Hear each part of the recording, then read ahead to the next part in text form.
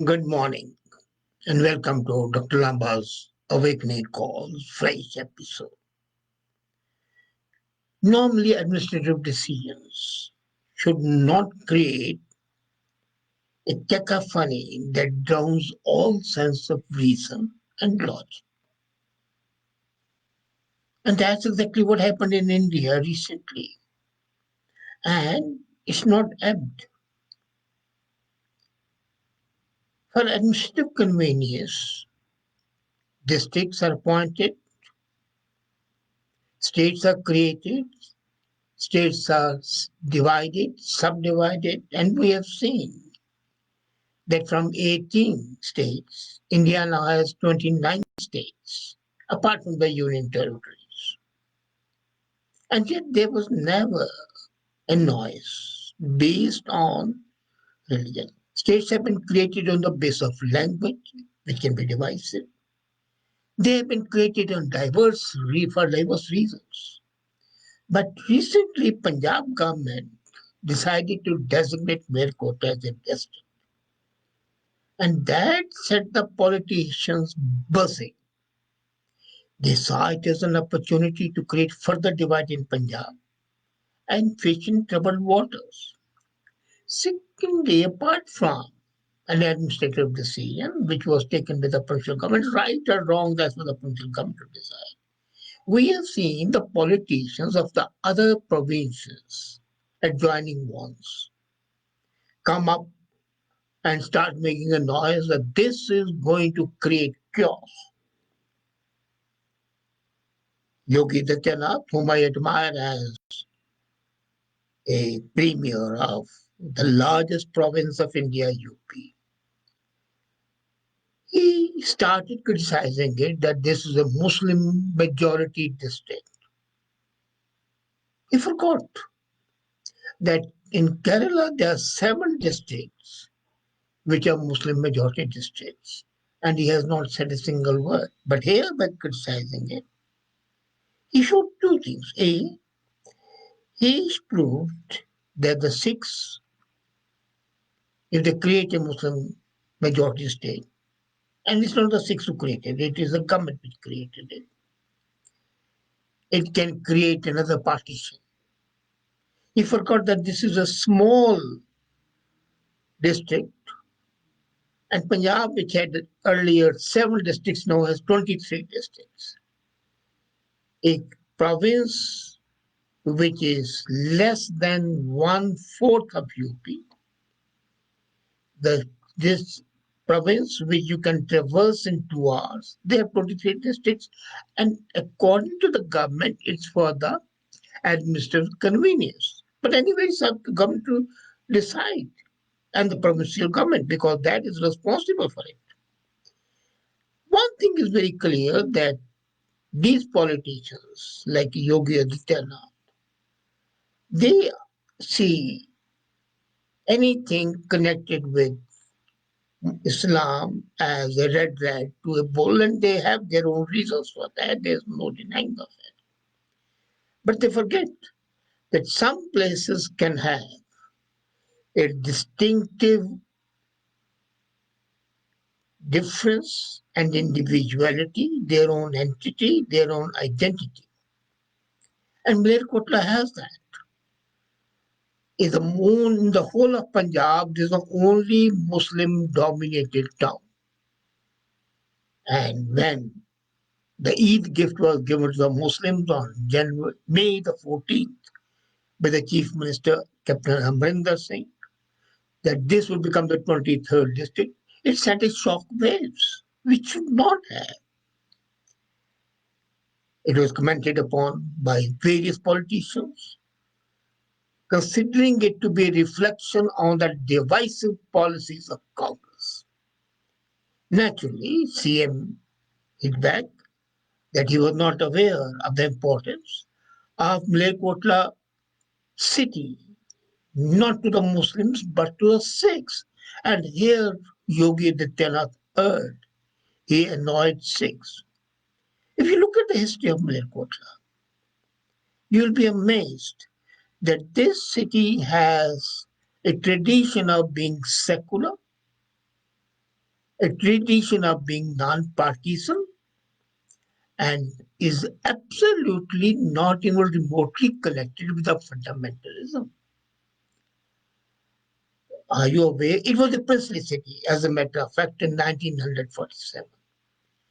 It was found in 15th century in the, and do you know it was a Sufi saint, Sheikh Sadre Jahan, who was also called Haider Sheikh, who set up the city. So a city which is based on Sufi principles, how can you consider it to be a divisive policy? And the initial beginning of the city was made with a settlement being called Malay. Malay was bestowed the settlement name by Behlul Lodi to Sheikh, whose lineage too was from Afghanistan, as was Lodi's, and they were related. Now, Kotla means a fort, fortress, so Malerkotla. And it was added in the 17th century. A collection of the villages formed a Jagir, and then a descendant of Haider Sheikh, Bez Khan, got it from Emperor Shah Jahan. So Behlul Lodi gave in the beginning. 300 years passed, and then Shah Jahan gave, consolidated it as a Jagir. And a Jagir for the people is more like a county. And Behzad Khan supported Aurangzeb against the Dara Shikoh, got favor, and hereditary then succession began after that. After the decline of the Mughal Empire, Malerkotla's rule exacted great independence at the time of invasion of India by Abdali. They fought with Abdali first and then against Abdali. Now, the beauty is that this city never had any dispute as far as the region is concerned. After Maharaja Ranjit Singh consolidated his rule in northern Punjab, I'll come to the special reason why Sikhs love Malerkotla later on, but I'm telling you the history of the city first. So at Maharaja Ranjit Singh wanted to expand. So these states in this part of Punjab, like Patiala and others, they approached the government of India, the British Raj, to protect them. So Malerkotla, along with Patiala, Jeend, Naba, they were threatened. So they sought the British protection in 1809. And the Satluj agreement between the British and the Ranjit Singh showed that these states would not be threatened. In 47, it continued as a princely state. And in 47, it became the only Muslim majority Sikh state in East Punjab. After dissolution of the princely states in 48, it joined a province called Pepsu, which later on amalgamated with Punjab. Now comes why this state, whatever the reason that the Behlul Lodi gave it and Aurangzeb was, has a special resonance with the Sikhs. This harks back to the days of 10th Guru, Gobind Singh.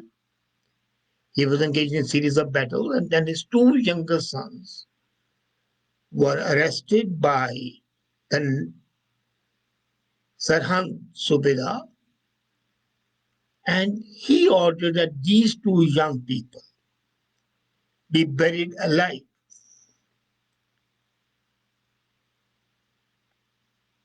There's a comment by Singh Jaspal is creating larger number of tiny districts in any state and the administrative requirement or a burden. Well, I'll come to that, but let me just finish this. Okay, anyway, saying as a matter of fact, in the process of decentralization, I would always say that the tiny districts are better than the bigger districts because there can be connectivity. Of course, there's no denying the fact that in India, what we have seen is that they become the patronage points. The deputy commissioner, the superintendent police, all are appointed at the behest of the political leaders. and they become the focal points for nepotism, for political exploitation. But if you really ask me, for administrative reasons, why do we ask for the Panchayati Raj? Because once you decentralize, this is approaching the grassroots for capability. Another thing, even if it breeds nepotism, which it does, what happens is that in a small place, the common people can approach the bureaucrats more easily. There are less number of people, so there can be direct connectivity between the people and the administrators. So from that point of view, this is better. Then another point, Mukesh Patel says worst politics. This is an absolutely uncalled for comment because politics comes when you start criticizing an action without knowing the background. And this is exactly what I'm saying. That if the politicians understand the background, then even the actions which may not be good become better. Now, when Telangana was created by Manmohan Singh, that was bad politics. But nobody criticized it because that was the prerogative of the Prime Minister.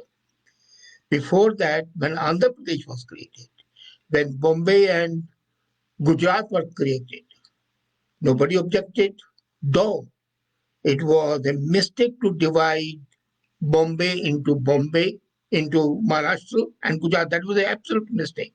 But then ultimately both states gained.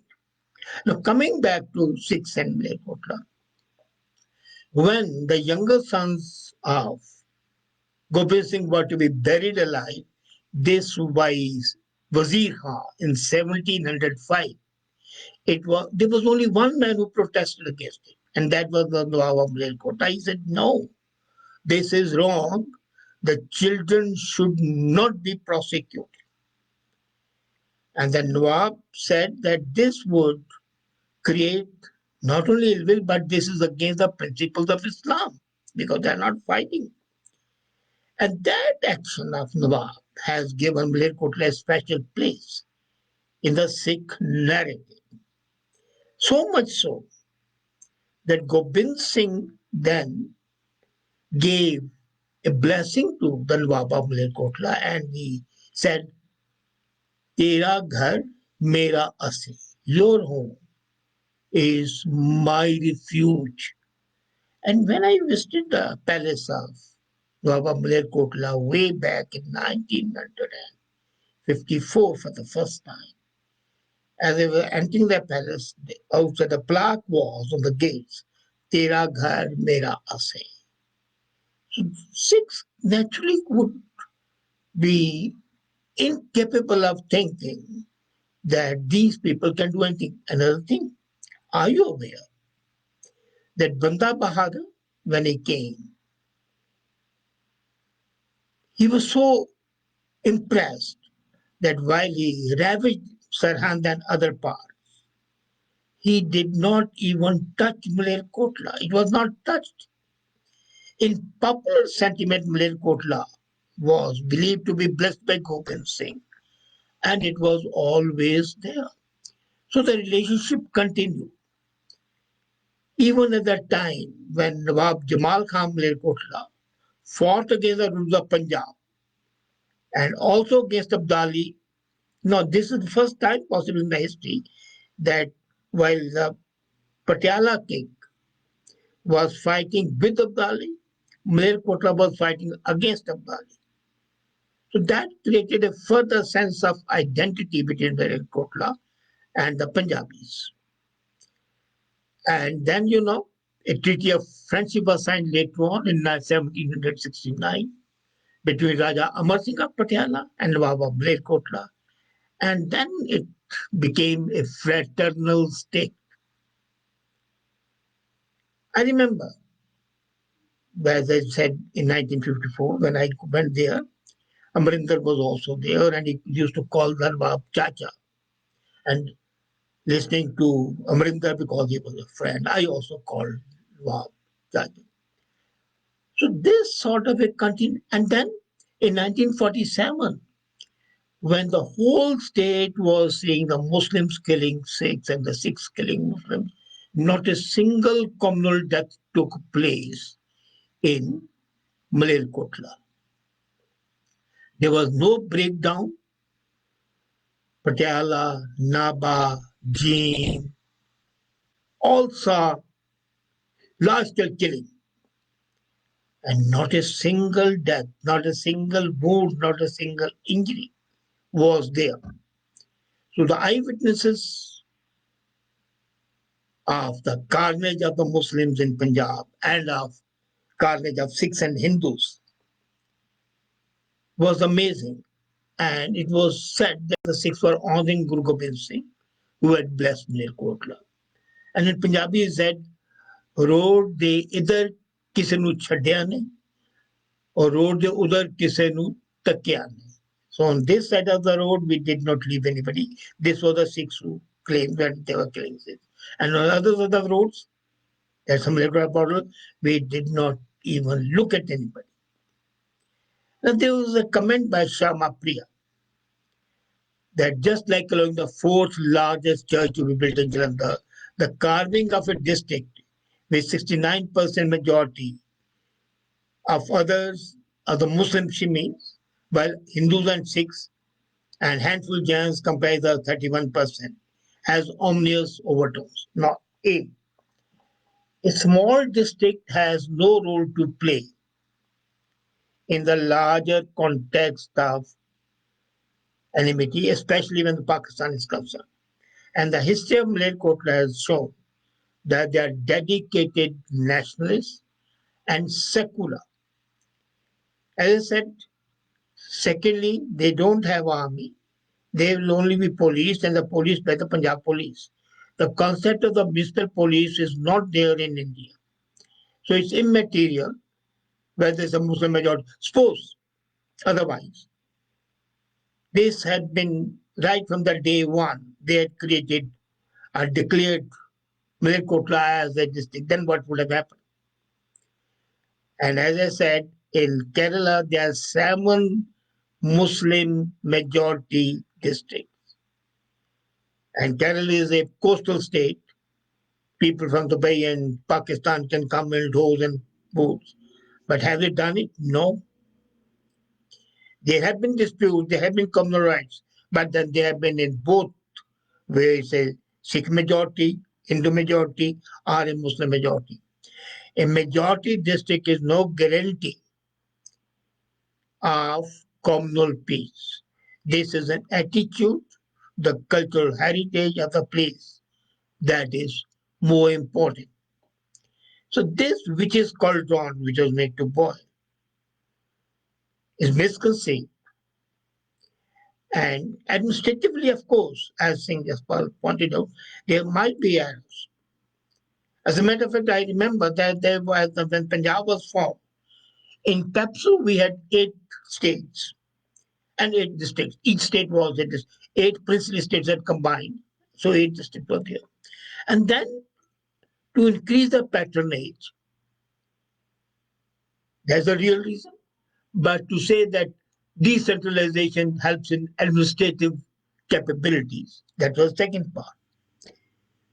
Now, the concept of the commissioners, which was established by the British, there were 3 tiers, used to be 3 tiers. Say the Home Department, then the commissioners, then the deputy commissioners. But the government abolished that system of commissioners. So the deputy commissioners were directly reporting to the Home Secretary.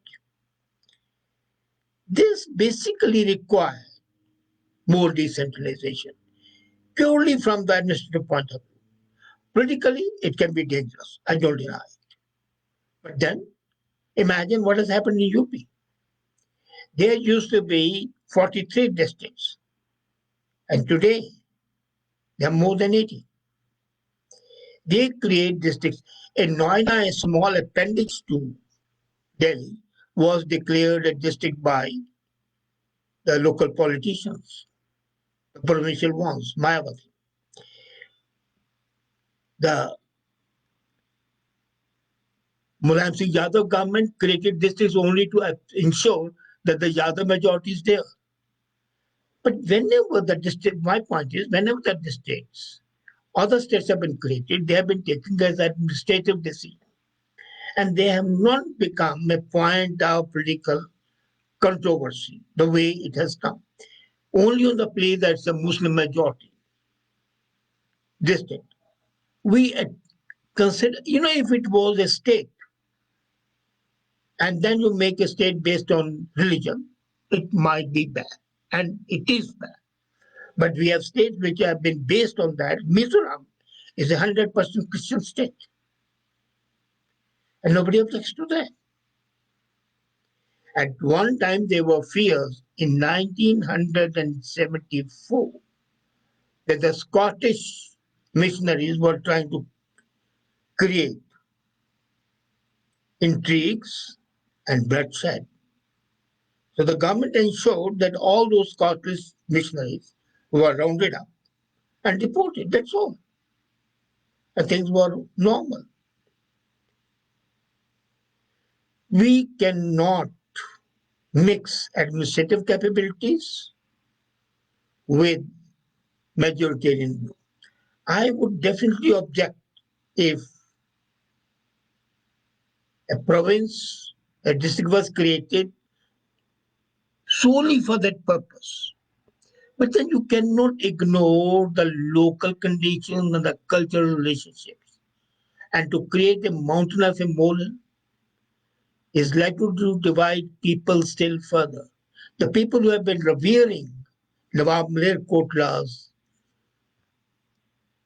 compassion for the young children of Gobind Singh would feel now that maybe that was nothing but a show. And that ill will can be, you sow a small seed and it becomes a big oak tree.